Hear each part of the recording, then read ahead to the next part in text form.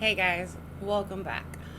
So we left off with the Axeman of New Orleans, and we left off because I wanted to be able to read the letter. So today we are doing part 2 of the Axeman series. It is the final part, don't worry. This is not going to be like a 10-part series, I promise.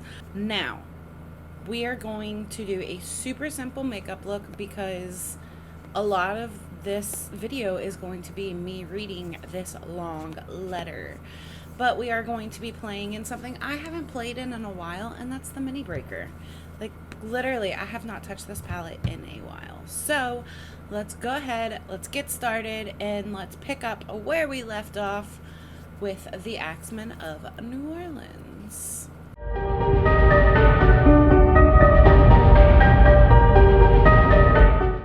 Okay, so we left off, I didn't think this planned through. We left off with the Axemen attacking Rose and Charles, I believe, right? It was Rose and Charles? Rosie. It was Rosie and Charles. That is where we left off in our story. Now, Rosie and Charles did survive, but their daughter did not. She died instantly once the axe hit her skull. Now, if you remember from the last story, which I will link up here in the event you don't, Rosie pointed the finger at her neighbors who tried to help her and later recounted her statement after they stood trial and were in jail. So, that is where we are in our story. So, the attack on Rosie and Charles took place on March 10th, which is odd because that's my wedding anniversary. I got married on the day that Axeman attacked somebody. I probably should have done research on my wedding. Yeah. Anyway, so we are on March 13th. The Axeman writes a letter to the public, and it is sent to the Times-Picayune. So the letter is written on March 13th, and it goes out in the papers on March 14th. The letter is as follows. Hell, March 13th, 1919. Now keep in mind, this all started in 1918.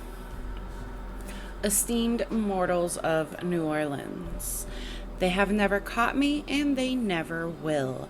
They have never seen me, for I am invisible, even as the ether that surrounds your earth.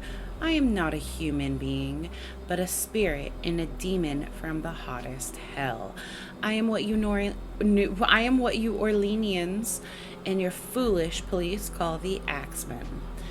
When I see fit, I shall come and claim other victims. I alone know whom they shall be. I shall leave no clue except my bloody axe, besmeared with blood and brains of he whom I have sent below to keep me company. If you wish, you may tell the police to be careful not to rile me. Of course, I am a reasonable spirit. I take no offense at the way they have conducted their investigations in the past. In fact, they have been so utterly stupid as to not only amuse me, but his satanic majesty, Francis, Joseph, etc. But tell them to beware. Let them not try to discover what I am, for it were better that way they were never born than to incur the wrath of the Axemen. I don't think there is any need of such a warning, for I feel sure the police will always dodge me as they have in the past. They are wise and know how to keep away from all harm.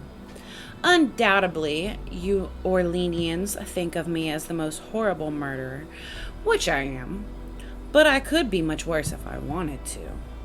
If I wished, I could pay a visit to your city every night. At will, I could slay thousands of your best citizens, and the worst. For I am in close relationship with the angel of death. Now, to be exact, at 12:15 earthly time on next Tuesday night, I am going to pass over New Orleans. In my infinite mercy, I am going to make a little proposition to you people. Here it is. I am very fond of jazz music, and I swear by all the devils in their nether regions that every person shall be spared in whose home a jazz band is in full swing at the time I have just mentioned. If anyone has a jazz band going, well then, so much better for you people. One thing is certain, and that is that some of your people who do not jazz it out on that specific Tuesday night, if there be any, will get the axe. Well, as I am cold and crave the warmth of my native Tartarus, and it is about the time I leave your earthly home, I will cease my discourse, hoping that thou wilt publish this, and it may go well with thee. I have been, am, and will be the worst spirit that ever existed, either in fact or realm of fantasy. Signed, the Axeman. So,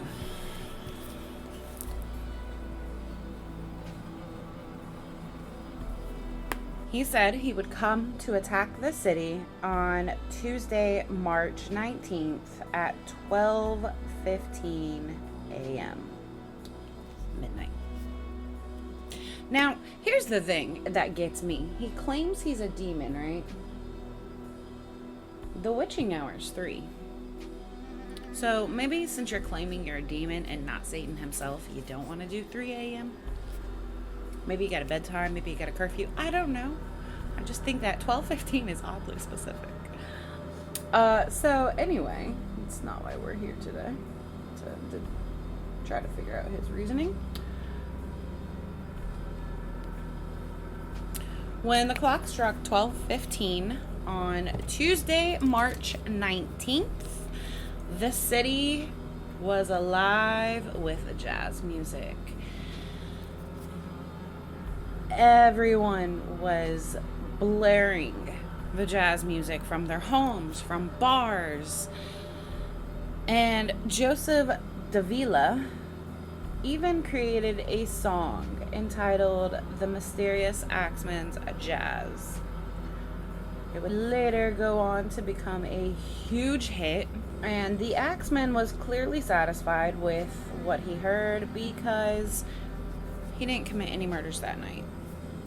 In fact, the rest of spring and into summer, actually into like early mid-fall, he was silent. Now, I don't know if that's because every single night people were playing jazz music. I just know that he did not attack or kill anybody until early August. So, yeah, it was early fall, late summer, early fall. In early August, he resumed his attacks and attacked grocer Steve Boca. Usual broke in through the back door, cracked Boca's head open with an axe, and Boca actually survived that attack. And then the Axeman went silent until September 3rd. A teenager by the name of Sarah Lawman was attacked during the night. She suffered extreme head injuries. I mean, as expected, it's the Axeman. The bloody axe was left on the front lawn. And like Boca, she recovered. She didn't remember anything. Now, here's where it takes a little turn. Unlike previous attacks where the Axeman broke in through the back door, crawled in through a window for this one. Now, the police could not 100% put that on the Axeman, and here's why. He has not broken his break-in yet. Like, he goes in through the back door and bashes people's heads in with axes. Like, it's his thing. He breaks in through the back door. So the police actually believed that the attack on Sarah was the work of a copycat. And then in October, the Axeman struck again. And this was his final murder. Mac Pepitone. He is a grocer and a father of 6. So Mike was murdered. His wife had awoken to a struggle coming from the next room. When she walked into the room, her husband was laying in a pool of his own blood. Blood splattered everywhere. And his wife, now I don't know if the Axeman came together with his copycat, but his wife saw 2 men fleeing the scene. Everything else about this particular crime scene was unchanged. It was an axe, and the axe was left at the crime scene. They did not take their axe with them. Everything else about the scene was the same, except this time there were 2 men leaving the scene. Now, Mike did actually die from his wounds. I mean, it's surprising that anyone survived after being hit in the head with an axe. But just like that, he vanishes into thin air. He is not seen or heard from again. Just like the fact that he claimed he was a spirit, he vanished as a spirit would. Now, there were suspects. Okay, so the most obvious theory is that he was an ungodly demon. Yes, you heard that right. This theory is basically that he would just appear in the house and then he would vanish. Yeah, you're hearing that right. And not to mention his letter to the public even said he was an ungodly demon. Another theory is that it was just a bunch of copycat murders. Because pretty much all of the attacks had a similar MO. And then you had the last attack, which had someone witnessed 2 people. Another theory is that the Axeman of New Orleans is Joseph Mumphrey. Now, Joseph Mumphrey was a legitimate suspect, but he was never linked to being the real identity of the Axeman per se. He led a blackmailing gang in New Orleans, and in December of 1920, a year after the Axeman just poof, gone, Mumphrey was shot by Mike I really want to say it's Pepitone or Pepitone. Anyway, his widow. And she had claimed that he was the Axeman, and she remembered seeing him run.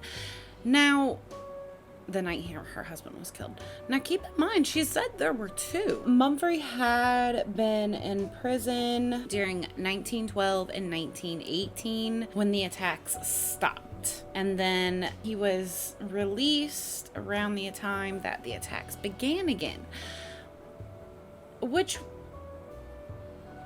And then after Mike Pepitone, whatever, was murdered and the Axeman just stopped, Mumphrey was no longer in the city. It's not a bad theory that Mumphrey is a suspect. There's no real evidence linking him to the murders. The last theory is very interesting. So there's something called the Black Hand. Now, majority of the attacks were on Italian grocers. Now, this is leading a lot of people to believe that these were mob hits, which is definitely a possibility. So it can't really be ruled out. And the mob at the time was known as the Black Hand. So the Black Hand Mafia, they did commit murders, but they were mainly extortion murders. And the part that doesn't make sense about it being the Black Hand is some victims were left alive. It's not typical mafia fashion, if you get what I'm saying. Get what I'm laying down? You picking it up? Now, one thing that does kind of tie into the theory of it being the mafia is the fact that a lot of Italian immigrants at the time didn't trust authorities, which would leave them to settle debts on their own. So it is a possibility that someone, honestly, there was no such thing as the Axeman, that these were all just debts that were, well, not so much debts, but issues that were taken in to the public's own hand, because, I mean, again, keep in mind, like, this is 1918, 1919. There were a lot of Italian immigrants. There were a lot of Irish immigrants, and immigrants naturally just didn't trust the authorities. And I mean, it is a possibility that these immigrants were taking these issues that they were having with each other into their own hands, and then the few murders that were actually committed, like the pregnant lady who was not Italian and was not a grocer, it's very possible that she was an actual murder, and all of these were tied into the Axeman of New Orleans because, I mean, it just fit or whatever. I mean, and then on top of that, we have people that are saying they saw two people, they saw one person. There's a lot of conflicting stories. So it is definitely possible that the media just kind of lumped them all together, when in fact, in reality, they were not all one person committing these murders. Because if you remember back to one of the victims, the witness said it was a heavy set, tall, dark-skinned man in a suit. And then the last murder, she saw two. So that would go hand in hand with it being disputes that Italian immigrants were settling between each other. So while there was, I'm going to go back to Joseph Mumphrey for a second. While there was no evidence that Joseph Mumphrey died here in New Orleans, he was shot in Los Angeles in December 2020. So because the Axeman murder stopped, that is another reason that Joseph Mumphrey just is a alleged suspect, conspiracy theory, whatever you want to call it. He moved out of the state, and the Axeman just poof gone at the same time. And then on top of that, he died in December 1920, and the last attack was in 1919. So it is possible. So there are theories surrounding who was the Axeman, and then there are theories of it being the mafia, and there are theories that it was just basically Italian immigrants taking things into their own hands, and then murders being lumped with the Axeman. So, like I said, there's theories surrounding the fact that he was never caught, and then there's just so, like, there's so much surrounding the Axeman. And I mean, think about it. If back in 1918, 1919, you're sitting here contemplating a way to kill someone, and there's this Axeman theory going around, like, what is to stop you from borrowing from taking the homeowner's axe and killing whoever you have an issue with? Like, what's to stop you from doing that and just pinning it on Axeman, because you'll never be caught. See what I mean? As far as like the copycat theory goes, like because the Axeman was never caught and there were no true tangible suspects, unfortunately it really could go any way. And there's so many conspiracy theories surrounding the Axeman, and it's just, I hope you guys enjoyed this story. I hope this was an interesting 2-part series. I really enjoy the fact that Coven did, I mean, they did use a lot of New Orleans history, like Delphine, Marie Laveau, who we are going to be talking about soon. But the fact that they actually brought in the Axeman, I do really enjoy that, because up until Coven, he was not a well-known serial killer like Jack the Ripper or the Zodiac or Bundy. Like, yes, his body count wasn't as high as those murder-wise, but I mean, at the end of the day, he did attack like 12 people. So I hope you guys enjoyed this story. Make sure you subscribe, make sure you hit the notification bell, and like this video if you want to see more of these dark and twisty New Orleans history. I don't know what that was. I don't know what that was.